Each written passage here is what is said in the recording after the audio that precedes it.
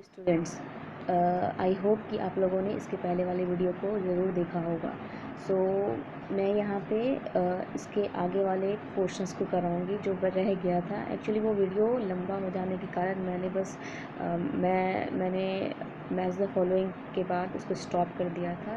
इस वाले वीडियो में मैं इसे कंटिन्यू करूँगी आगे। ये आपका पिक्चर और डाटा बेस्ड क्वेश्चन इसमें रह गया है क्लाइमेट वाले चैप्टर में। मैं उसे यहाँ कंप्लीट करूँगी ताकि आपका ये जो क्लाइमेट वाला चैप्टर है वो कंप्लीट हो जाए। ठीक है, उसके सारे ऑब्जेक्टिव क्वेश्चंस आपके क्लियर हो जाएं। ठीक है, लेट्स स्टार्ट नाउ। पहला क्वेश्चंस में है, एक्चुअली ये क्वेश्चंस इस टाइप का क्वेश्चन पहले भी आता था जब सब्जेक्टिव एग्ज़ाम होता था। ठीक है, तो ये अभी भी आएगा ऑब्जेक्टिव एग्ज़ाम अगर आपका होगा तो। ठीक है, एक डिफरेंस यही है कि आपको ऑप्शन दिया रहेगा। ठीक है, ये आपके लिए बेनिफिशियल है कि ऑप्शंस दिया रहेगा।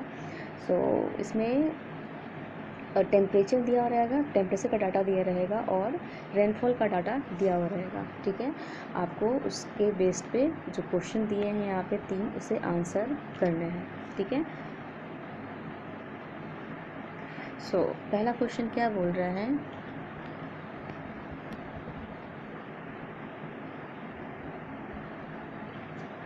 पहला क्वेश्चन बोल रहा है calculate the annual range of temperature. ठीक है, रेंज मैंने पहले ही बताया था कि क्या होता है रेंज। रेंज जनरली मैक्सिमम जो आपका, जैसे यहाँ पे एनुअल रेंज पूछ रहा है तो आपको क्या सबसे पहले फाइंड आउट करना है कि जो आपका मंथ है जिसमें कि मैक्सिमम टेम्परेचर हुआ होगा। ठीक है, वैसा मंथ जिसमें टेम्परेचर आपका मैक्सिमम रहा होगा और वैसा मंथ जो आपका मिनिमम टेम्परेचर जिसमें रहा होगा। ठीक है, सबसे मिनिमम टेम्परेचर रहा होगा। ठीक है, वो आपको फाइंड आउट करना है और क्या करना है, फिर उन दोनों का डिफरेंस निकालना है। ठीक है, एनुअल रेंज ऑफ टेम्परेचर यही होता है। अगर यहाँ पे मंथली होता तो मंथली में क्या करना होता, जो आपका उस मंथ में सबसे मैक्सिमम टेम्परेचर होता और मिनिमम होता उसका आप उस डिफरेंस निकालते हैं। ठीक है, यहाँ पे लोग को जो सबसे हॉटेस्ट मंथ होगा और सबसे जो कोल्डेस्ट मंथ होगा उसके बीच का डिफरेंस निकालना है एनुअल रेंज ऑफ टेम्परेचर में। ठीक है, आप यहाँ पे 1 मिनट। ठीक है, कैसे निकालोगे आप, ये माइनस करो आप, ये आप सबसे पहले फाइंड आउट करो कि यहाँ पे मैक्सिमम टेम्परेचर किस मंथ में है। मुझे यहाँ दिख रहा है कि ये जून में है। ठीक है, और मिनिमम टेम्परेचर कहाँ है, ये जनवरी में है। अगर आप इसका डिफरेंस निकालोगे तो ये क्या आता है, 19.8 आता है। ठीक है, it will be the correct answer. Next question क्या बोल रहा है, what is the total rainfall experienced by the station. Total rainfall पूछ रहा है। ठीक है, तो सिंपली इसमें आपको क्या करना है कि जो टोटल रेनफॉल है उसको, जो रेनफॉल दिया गया है पूरे साल का, ठीक है, उसको बस आपको ऐड कर देना है। ठीक है, क्या करना है, बस आपको ऐड कर देना है और वो क्या निकल जाएगा। क्योंकि यहाँ पर रेंज कुछ नहीं पूछा है, ना ही एवरेज पूछा है, सिंपली पूछा है total rainfall experience by the station. जो भी स्टेशन है उसका टोटल रेनफॉल क्या है, सिंपली आप सबको ऐड करोगे तो कितना आएगा, इट विल बी 1 मिनट। ये आता है आपका 67.4। ठीक है, क्या आएगा आपका 67.4।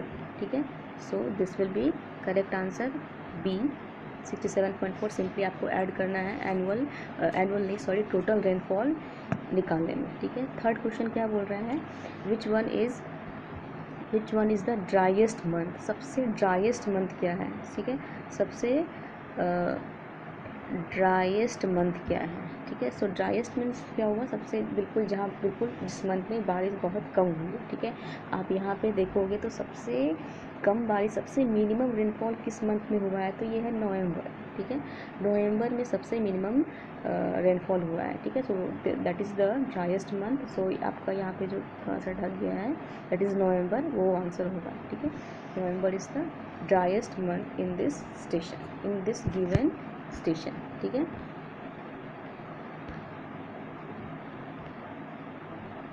Okay, let's move to the next question, question number 13। Again it's a data based question.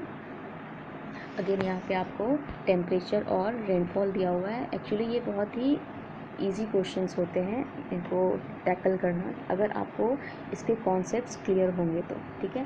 कि इसके कॉन्सेप्ट्स क्लियर होने के क्या कैसे कौन से कॉन्सेप्ट क्लियर होने ज़रूरी है, कि रेंज कैसे निकालते हैं, एनुअल एवरेज कैसे निकालते हैं, ठीक है। ये सब आपको पता होना चाहिए। अगर उसके बाद क्या हो जाता है कि क्वेश्चन ईजी हो जाता है सॉल्व करना। एक और कॉन्सेप्ट इसमें ज़रूरी है आपको, कि ये जो रेनफॉल दिया होता है इसके हेल्प से, जैसे कि इसमें पूछा है 3rd number, which part of India do you think the given place is. ये जो आपका डेटा दिया हुआ है, ये डेटा किस स्टेशन से रिलेटेड है, ऐसा पूछ देता है, ठीक है। तो आपको ऐसा पता होना चाहिए। ये जो दो इसका होता है टेम्परेचर, सबसे ज़्यादा टेम्परेचर जो होता है वो कॉन्टिनेंटल वाले एरियाज में, दैट इज़ जो आपका इंटीरियर पार्ट होता है उस वाले में, वहाँ पे जो टेम्परेचर होगा ना वो बहुत ज़्यादा होगा, ठीक है। ये ध्यान देना है, उस प्लेस पे आप निकाल सकते हो प्लेस कौन सा होगा, ठीक है।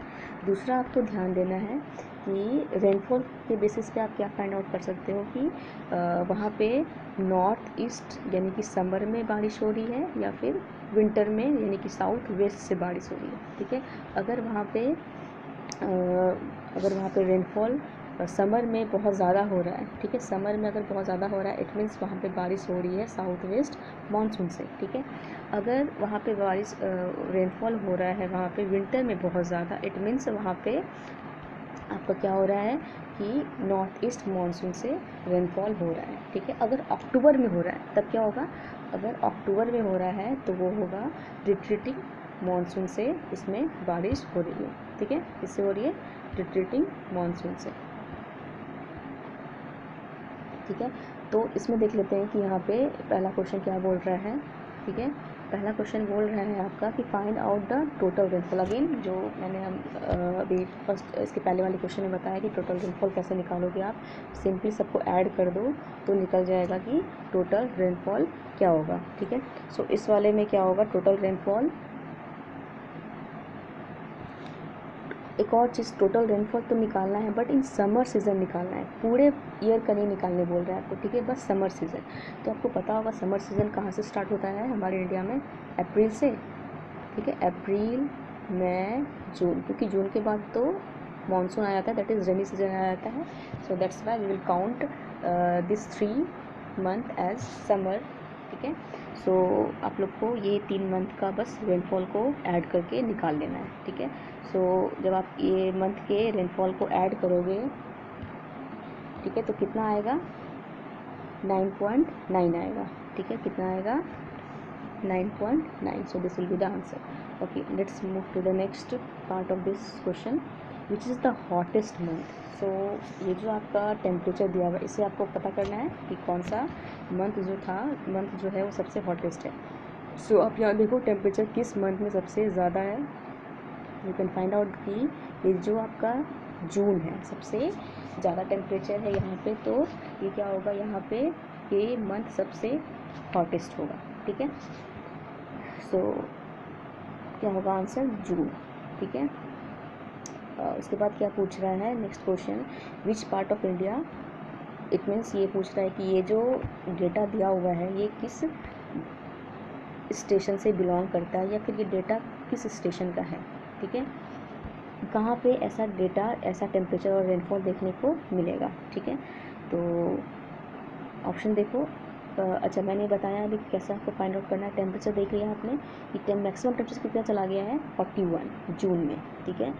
और इतना और इंटीरियर जो आपका पार्ट होता है इंडिया का, ये जो, अच्छा यहाँ देखो इंडिया का मैप बना हुआ है, ये जो इंटीरियर पार्ट होता है, ठीक है, यहाँ पे क्या होता है, चूँकि ये इतना जो आपको दिख रहा है 41 डिग्री सेल्सियस, और आप अगर पूरे मंथ का देखोगे तो जैसे ये अप्रैल में 29 है, फिर अगस्त में 29 है।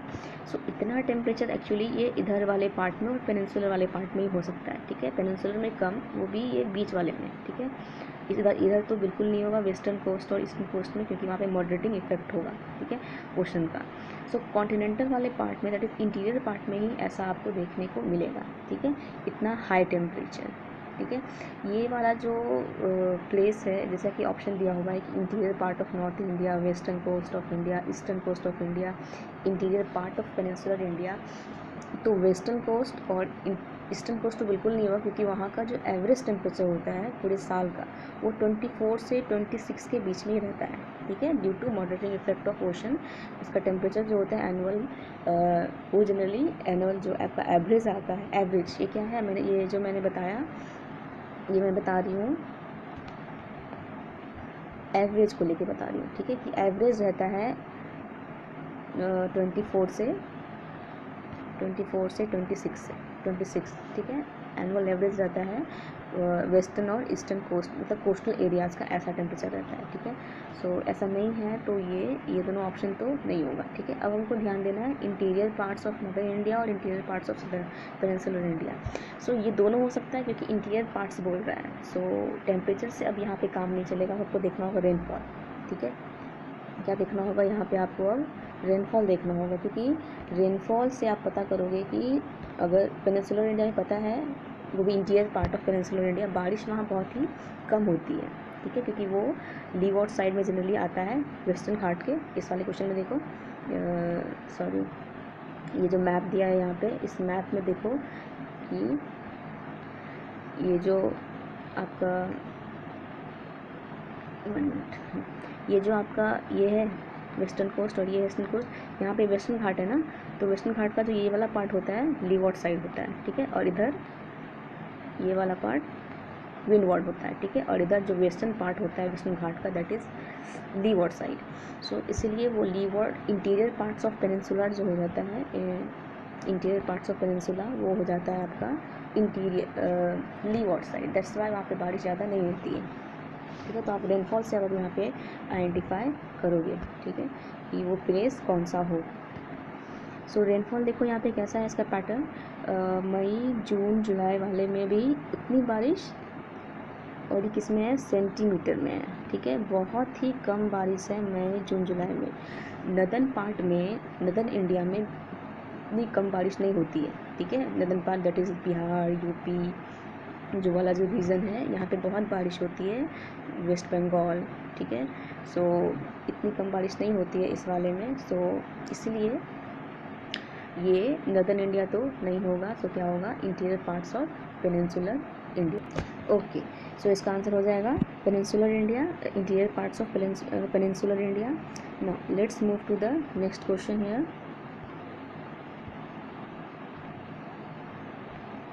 ओके, इसमें आपको फिर से डेटा दिया गया है टेम्परेचर और रेनफॉल का, बट यहाँ पे इस बार अभी क्या है, 2 स्टेशन का दिया हुआ है, 2 स्टेशन का टेम्परेचर और रेनफॉल, और इसमें आपको जो क्वेश्चन दिया हुआ है उसके बेसिस पे आपको इसका आंसर देना है।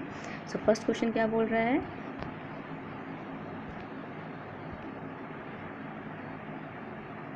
फर्स्ट क्वेश्चन आपको बोल रहा है मेजर द एनुअल रेनफॉल, ठीक है, measure the annual rainfall in station A. So again यहाँ पे आपको बोल रहा है कि एनुअल रेनफॉल निकालना है, ठीक है, रेंज नहीं बोल रहा है, एवरेज निकालने नहीं बोल रहा है। सो आपको एनुअल रेनफॉल निकालना है, सिंपली यहाँ फिर ऐड करना है। सो स्टेशन ये है ए, ये है आपका रेनफॉल, उसका सबको सिंपली ऐड कर दीजिए, ठीक है। ऐड करने पे आपको क्या आएगा, 68.4 सेंटीमीटर, ठीक है। This one is the answer, 68.4, ठीक है। So B will be the answer. So let's move to the next part of the question. Determine the annual range of temperature in station B. Station B की बात कर रहे हैं अब यहाँ पे, इसका क्या निकालना है, जो टेम्परेचर दिया हुआ है इसका एनुअल रेंज निकालना है, जो हम लोगों ने अभी पहले निकाला फर्स्ट वाले क्वेश्चन में। एनुअल रेंज कैसे निकालना है बताया मैंने। एनुअल रेंज कि आपको क्या करना है, सबसे जो हॉटेस्ट मंथ होगा और जो कोल्डेस्ट मंथ होगा वो पता कर लेना है, वो आइडेंटिफाई कर लेना है, फिर उसका डिफरेंस निकालना है, ठीक है। सो आप यहाँ देखो स्टेशन बी देखना है। स्टेशन बी में देखो कि कौन से हॉटेस्ट मंथ हैं और कौन सा सबसे कोल्डेस्ट मंथ है। सो यहाँ अगर आप देखोगे तो सबसे हॉटेस्ट तो मुझे यहाँ पे दिख रहा है 33.1, ठीक है, क्या दिख रहा है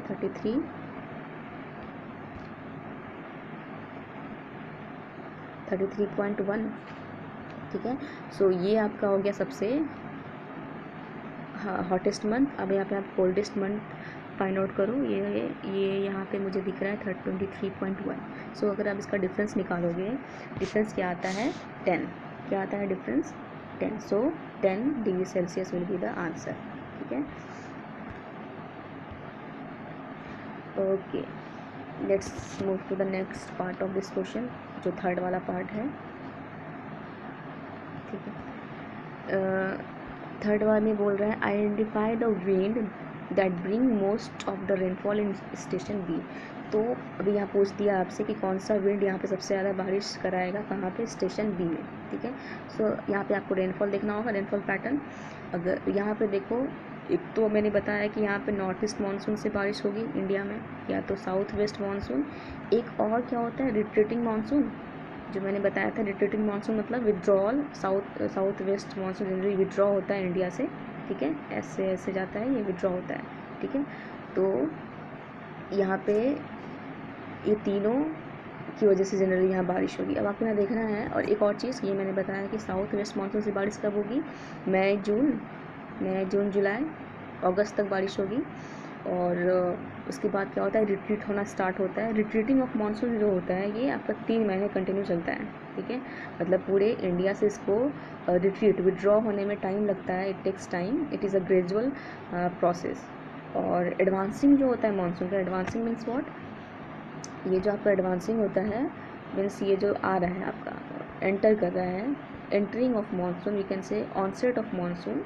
ये जो आपका एंटर करता है इधर से, ये एडवांसिंग बहुत ही फास्ट होता है, बट आपका जो रिट्रीट होता है, ये विड्रॉ करता है, ये थोड़ा स्लो प्रोसेस है। ठीक है, ओके, सो ये आपको आइडेंटिफाई करना है विंड कि स्टेशन बी में किस विंड की वजह से यहाँ बारिश होती है। सो यहाँ पे देखो, मई जून में बहुत ही कम बारिश हो रही है, और नवंबर दिसंबर में होनी चाहिए बारिश नॉर्थ ईस्ट से, तो इसमें ठीक है।